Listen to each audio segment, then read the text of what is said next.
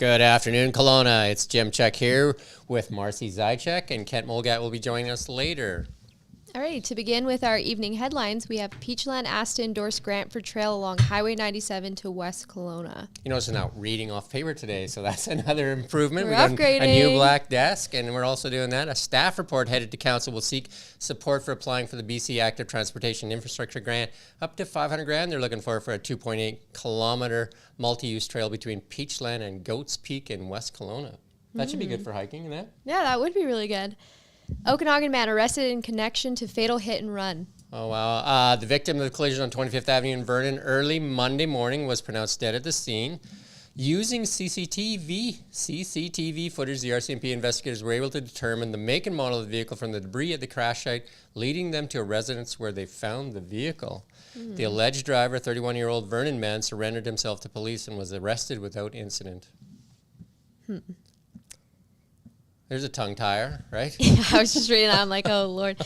Inequitable funding and lack of border inspections, leaving BC lakes vulnerable to invasive mussels. Yeah, that's the MP says, invasive mussels in the lake. And that. 5 MPs that include Tracy Gray, Mel Arnold, Dan Albus, Frank Caputo, and Rob Morrison, representing ridings in British Columbia Interior, have called on the federal government to do more in the fight against aquatic invasive species. You see that when you see they have those side of the road stops where if you have a boat, you have to actually pull over. They want the Trudeau government to establish equitable allocation of federal resources to BC so the province can protect lakes from the aquatic invasive species. That was probably one of the hardest headlines. Yeah, it is. Particularly the zebra and the quagga mussels. You can go on the Kelowna now and you can watch the video. You can kind of see what those mussels look like. This is good news. New passenger pathways at Kelowna Airport means less waiting in the cold. Yay. Yeah, so sometimes if you're flying in some of the smaller aircraft, you're walking out onto the tarmac, and now they're adding 3 more of those, or is it 3 more they're adding?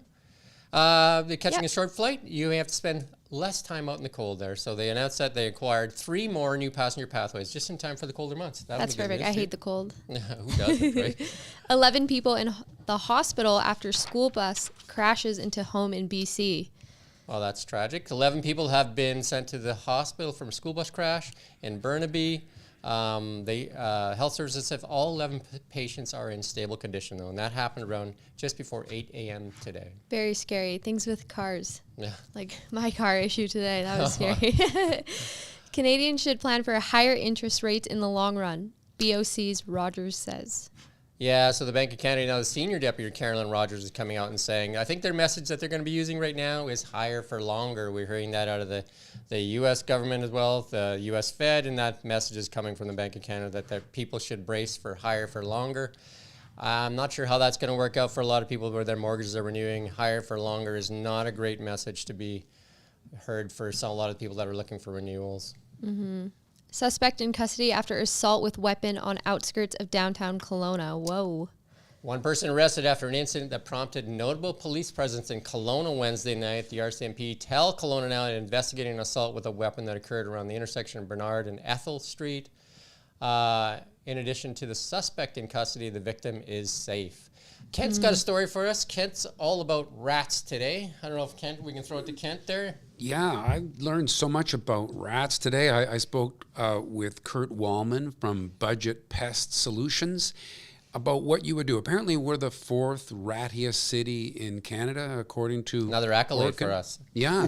So 15 years ago, we didn't have rats. They came around 10 years ago, according to Kurt. And what we get here, I learned, are roof rats, sometimes called black rats. They're smaller, a little bit cuter than your typical kind of Vancouver big rat, but still, you don't want them in your house. So if you've got rats around your house, I can go through some of the steps. The first thing you want to do is block their entry into your home if they are getting into your house. You want to put some wire mesh or some steel wool, or even some of that spray-in insulation to fill up any places you think they might be getting in. So putting barriers up to getting them in your house in the first place, good first step. For the rats that are outside, you want to get one of these bait stations that have some baits inside them. It's not quite as fatal for the rats as the stuff they used to approve. That they have a new kind of bait now that's more environmentally friendly. So you do have to get the rats to come and have a few meals before they'll finally, succumb to it. But you set those outside. But for inside, you're really left with those old school traps that you set and, carefully watch your fingers and set those inside your home. But some interesting advice on how to expect success out of trapping those rats inside your house from Kurt. If you're setting these traps at home, you don't want to set them up right away.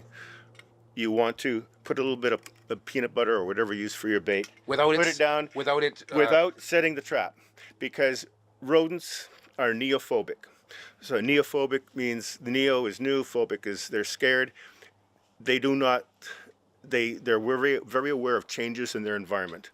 And so they'll be very wary. So sometimes they'll just sort of sneak up to a trap. And if they set it off with their whiskers, and then the thing goes flying like I just did there, you'll never catch that rat. You're going to happily feed them a few times before you load that. You have to get them used to that trap. And so if you have a number of traps, for 2 or 3 nights at least, put a little bit of peanut butter on them, and you'll know if it's been eaten or not. They'll eat it all. And once you know that they're comfortable with that trap, then lock and load. Then I'll lock and load them all, and you'll be a lot more successful at trapping them. Imagine that, lock and load after you've happily fed these rats for a few times. But, you're setting them up. And then eventually, boom, you got your rat issue taken care of. And I spoke to another pest control expert who told me that if you live in Kelowna, you probably want to take some of these measures, whether you've seen rats or not, as a proactive precautionary measure. I was going to ask you that. Like, how do you tell if you have rats? Are they chewing on the side of the building, or you're going to maybe see them? You're going to hear them, and you can see what they've left behind.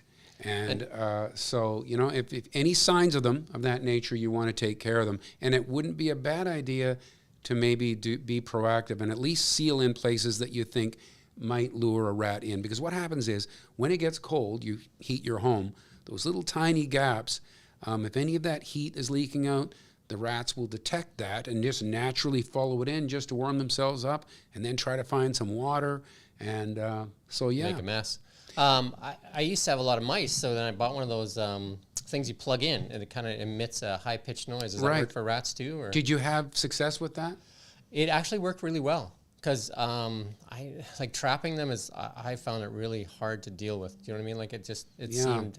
You mean the dead mouse? Yeah, no, it just felt bad. Like I'd rather relocate them, but they tend to spawn a lot of offspring. I imagine the rats do as well. Well, there is an old expression, breed like rats, I think, right? How Kent gets rid of his rats? By mowing his lawn. Oh, he mows his lawn. Yeah, the way he mows his lawn, that's how he gets rid of the rats. Is that a story, Kent? Yeah. Can you explain, Kent? They're not that plentiful. I do live out in southeast Kelowna, where rats are part of the, fauna. Yeah, we'll leave that for part 2, the actual answer. But thanks a lot, Kent. That was great. Yeah, We'll move on. So most Canadians will be buying fewer gifts this Christmas, BMO study finds. Yeah, I think everybody's feeling the pinch. Just under 78% of people that were involved in the research said they'll be buying fewer presents this year. And more than half are thinking about spending a lot less money because of financial anxiety. Yeah, well, that's how I feel this Christmas, for sure. Deputy BC Green leader fired for liking post about Bonnie Henry and Nazi doctor. Yeah, that one's kind of a weird one. Premier David Abey says social media behavior that got BC Green Party's deputy leader fired represents a reprehensible attack on our provincial health officer, Dr. Bonnie Henry.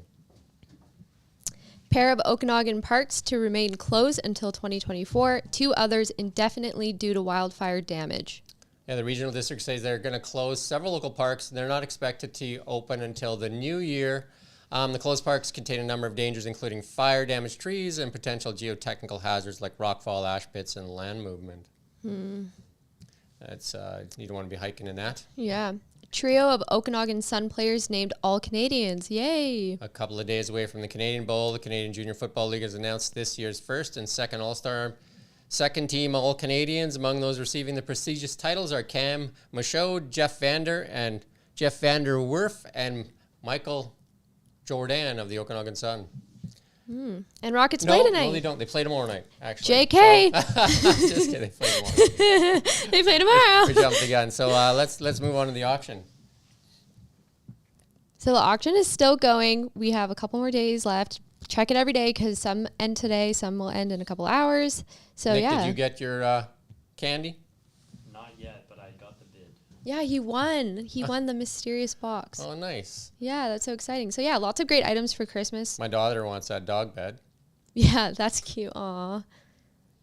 Yeah, happy hour for 6. Who doesn't want a happy hour? So lots of good stuff on the auction. You can just head to KelownaNow.com, look for the auction tab on the top, and then you just write into the auction and you can bid, and it sends you messages.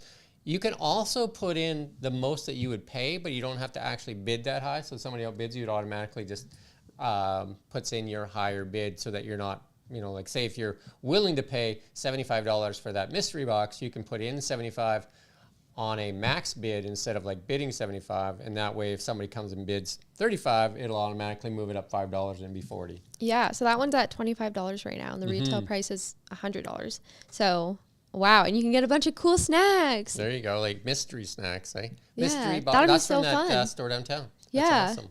It'd be fun to open it. Just kind of like everybody likes surprises. So again, thank you for watching us here on KelownaNow.com. We would appreciate a like and subscribe, share, but most of all, if you head to KelownaNow.com and go to the website and look for, maybe if Nick, you can pull up the website and we can show you where you can subscribe to the newsletter. That would be good. Yeah, and check out our TikTok. We post on there every day where you can see little highlights of all the live streams we do. Any chance of getting that, Nick? Or looks like there it is. So then if you scroll down, you'll see it on the right-hand side there. Just keep going down a little bit. Oh, maybe not. Well, there it is, right there. Keep in the know, sign up for the newsletter. And that is delivered to your inbox every morning at 7 a.m., 7 days a week. So with that said, I'm Jim Check. And with I'm Marcy Zajac. Zajac.